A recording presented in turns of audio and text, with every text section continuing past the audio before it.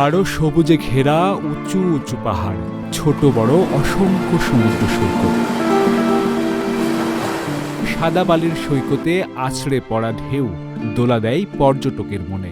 নীল জলের দক্ষিণ চীন সাগরের বুকে এ যেন এক টুকরো স্বর্গ।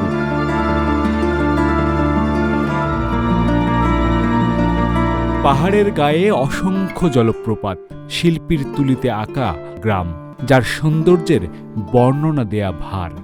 একসময় নাকি ড্রাগন রাজকন্যা এই দ্বীপে বিশ্রাম নিয়েছিলেন এবং দ্বীপের মায়াবী রূপে মুগ্ধ হয়ে এখানেই থেকে যাওয়ার সিদ্ধান্ত নিয়েছিলেন।